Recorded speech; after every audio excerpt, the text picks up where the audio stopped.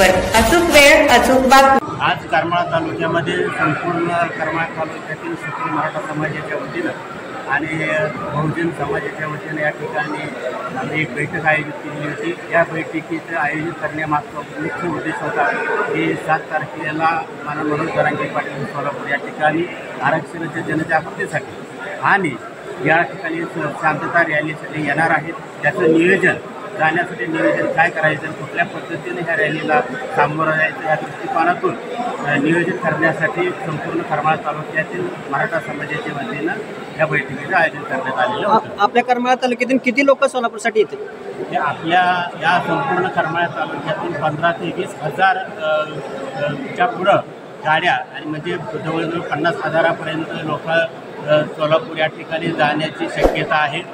15 ते 20 हजार गाड्या करण्यात आलेला आहे। मराठा संघर्ष योद्धा मनोज जरांगे पाटील यांचा वाढदिवस 1 ऑगस्ट रोजी आहे, त्याची काय तयारी चालू आहे का? किंवा आता जी काय 7 ऑगस्टला सोलापूरला जी शांतता रॅलीवर आहे त्या संदर्भात तयारी कशी चालू आहे आणि लोकांचा प्रतिसाद कसा मिळतोय? मराठा समाजाच्या वतीनं करमाळा तालुक्यामधून 1 ऑगस्ट 2024 रोजी माननीय श्री जरांगे पाटील यांचा वाढदिवस आहे। त्या वाढदिवसाच्या निमित्तानं संपूर्ण महाराष्ट्रामध्ये एक कुटुंब एक फळझाड लावण्याचा जो काही मनोदय व्यक्त करण्यात आलेला आहे, तो मनोदय करमाळा तालुक्यातील प्रत्येक घराच्या समोर मनोज जरांगे पाटलाच्या वाढदिवसाच्या निमित्ताने एक फळझाड लावण्याचं नियोजन आम्ही या करमाळा तालुक्यामध्ये करणार आहोत।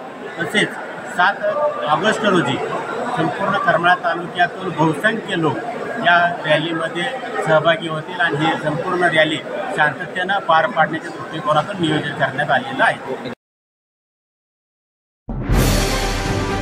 आजच आपल्या लक्षवेध न्यूज नेटवर्क या चॅनलला सबस्क्राईब करा, व्हिडिओला लाईक करा